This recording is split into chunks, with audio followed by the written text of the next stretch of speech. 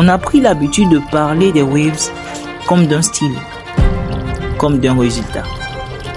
Mais avant d'être visibles, les waves sont silencieuses.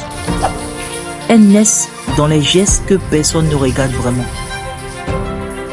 Laver ses cheveux, ce n'est pas embellir, c'est rétablir un équilibre.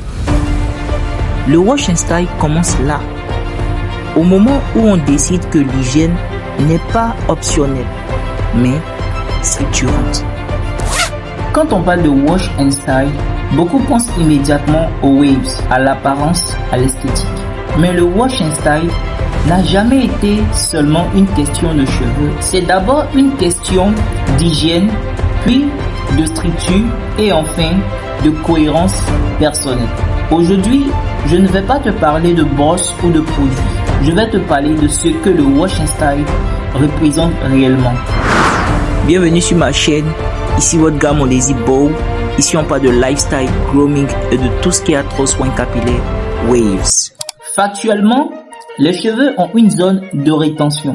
Sueur, sébum, poussière, résidus de produits. Quand cette zone n'est pas nettoyée régulièrement, les pores s'obstruent, le cuir chevelu s'irrite, l'environnement devient propice à la casse, puis progressivement à la perte de densité.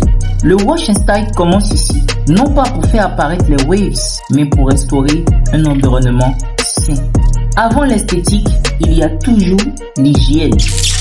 Le cuir chevelu est un environnement vivant. Il réagit à ce qu'on lui impose. La sueur, les résidus, la poussière ne disparaissent pas d'eux-mêmes. Ils s'accumulent lentement. Quand l'environnement se dégrade, le cheveu s'adapte, puis s'affaiblit. Laver ses cheveux au moins une fois par semaine, ce n'est pas une habitude esthétique. C'est une réponse logique à un environnement biologique simple. Ce qui n'est pas nettoyé finit par s'altérer.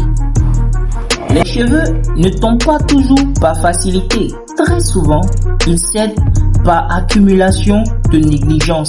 Lavage irrégulier, cuir chevelu saturé, produits mal rincés, absence de routine claire. Ce n'est pas brutal, c'est progressif, silencieux. Et c'est exactement pour ça que le wash and style hebdomadaire est essentiel. Il interrompt cette dégradation lente. La perte de cheveux ne commence presque jamais brutalement. Elle commence par de petites négligences répétées. Un lavage repoussé, un cuir chevelu saturé, des produits empilés sans rinçage réel. Rien d'alarmant sur le moment, et pourtant, tout s'installe. Le wash and style interrompt cette continuité. Il ne promet pas des miracles, il restaure des conditions saines, et parfois c'est largement suffisant.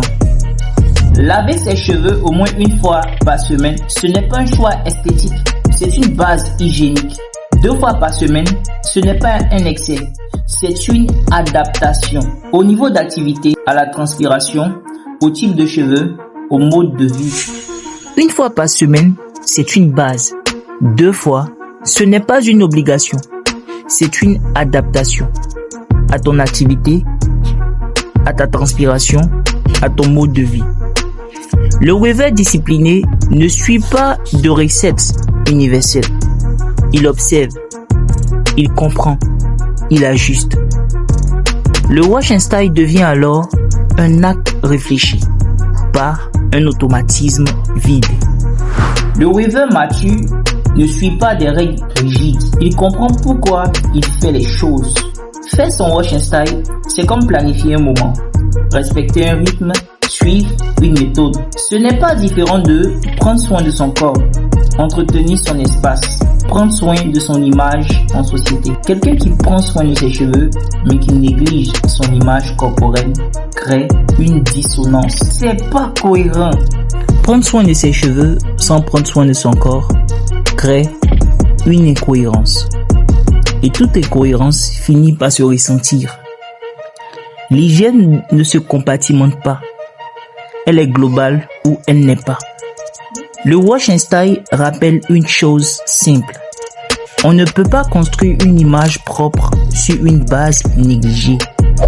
Et cette dissonance se voit. La cohérence est perceptible toujours.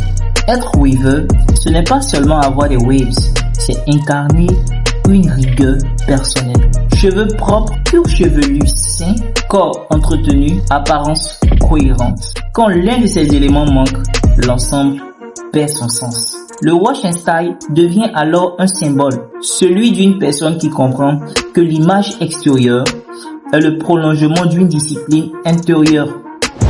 Être waver, ce n'est pas afficher un style, c'est incarner une rigueur, une attention aux détails, une régularité invisible.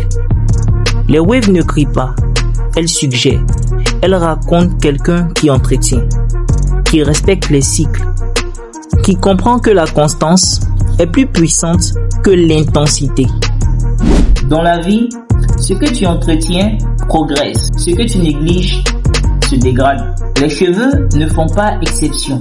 Le wash and style est une métaphore silencieuse de la discipline, de la constance, du respect de soi, de l'ordre appliqué au quotidien. Ce n'est pas spectaculaire, c'est stable.